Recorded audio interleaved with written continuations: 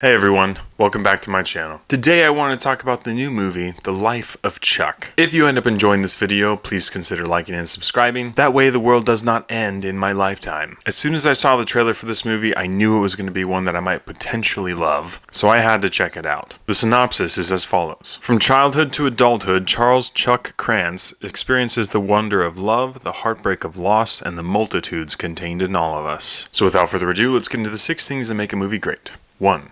The plot. This movie tells its story in a very unique way, as it does it in 3 acts, but it does it backwards. The movie starts with Act 3 and works its way back to Act 1. And Act 3, being the first act that's told, brings us into the story where the world is ending. And everyone is depressed, questioning their lives, and rethinking everything they've ever done. But everyone starts noticing these random signs and hearing these random radio ads for a man named Chuck. This adds to the confusion that's going on in the first act, but also sets up Act 2 and Act 1 as those dive into who Chuck is and the story of his life. And I have a lot of high praise for this movie. The way they told the story was fantastic, and you understood everything the moment that you needed to, and it ended up being one of the most thought-provoking movies I have seen in a long time. That being said, the first 20 to 25 minutes of Act 1 were pretty much unbearable. Not only was the pacing extremely lethargic and boring, there were also a bunch of nonsensical rants that happened and boxes being checked, and straight up, I almost walked out in the first 20 minutes. But the more I hung on, the more I loved the movie, because the ending of that act was brilliant, and then the next 2 acts were fantastic. The point is, the first 20 minutes of this movie absolutely suck, and then the whole rest of it is fantastic. So for me, plot gets a thumbs up. 2 is family friendliness. The Life of Chuck is rated R, but not for much. Obviously, there's some perilous and mature elements that are going on in the movie, but the reason why it's rated R is because of profanity and multiple suggestive conversations and sexual dialogue.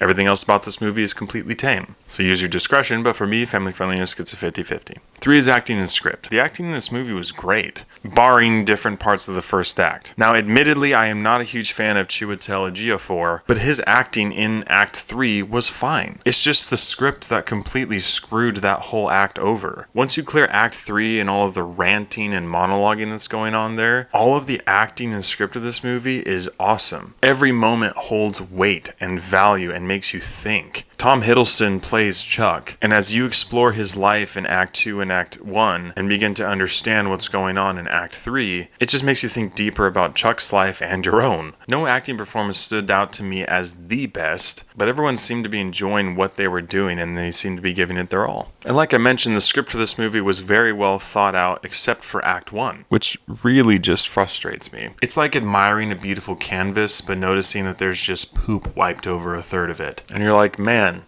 it would be great if someone just cleaned that off or didn't do that. Guess we'll never know. Other than that, acting and script for me get a thumbs up. 4 is character development. Now, obviously, the man of the hour here is Charles Chuck Krantz, and getting to explore his life in Act 2 and Act 1 and see what's going on and watch him grow up and see his experiences was not only thought-provoking, but nostalgic and special. And it builds his character and the character of everyone around him. Everything and everyone seemed to have purpose, except for the first 2/3 of Act 3, and that made the movie really enjoyable. It was really fun to watch his character blossom as the movie progressed. So for me, character development gets a thumbs up. 5 is visuals and CGI. There are no big explosions or crazy things happening on screen, but you are witnessing the end of the world and multiple other extremely creative visual sequences that have you engaged with what's happening on screen and pondering what's actually going on. Not only did I enjoy the visuals of this movie, but I also really liked the sound design, especially near the end of Act 3. That really hit me. And the way they transitioned from scene to scene and progressed along the timeline of the life of Chuck was done in a way that really helped tell the story and help the audience understand at the right time what was going on. And that is really impressive and difficult for a movie to do.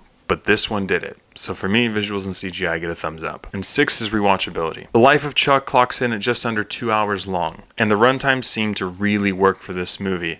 With an asterisk. I am telling you, the first 20 minutes of this movie felt like 45 because the pacing issues and content itself was so poor that you thought it might never end. But as soon as this movie caught its stride and kept going, I really enjoyed it. I can almost guarantee you that I will watch this movie again, but I will be skipping the first 20 minutes, and you can absolutely count on that. So for me, rewatchability gets a 50-50. With all these areas considered, I have to give The Life of Chuck a 7 out of 10. Barring the atrocious first 20 minutes of this movie, it ended up being one of the most deep and thought-provoking films that I've seen in a long time. And by the time you get to the end of the movie and you realize what's going on, you find yourself sitting in your chair for a while thinking about life. And I love it when a movie does that. So with all that in mind, if you enjoy movies like what I just described and you think you can make it past the first 20 minutes knowing the rest of the movie is really good, you might enjoy going to check out The Life of Chuck in theaters. Thank you so much for watching. If you've seen The Life of Chuck, please let me know what you thought about it in the comments below. As always, I appreciate your love and support, and I'll catch you guys and gals in the next one.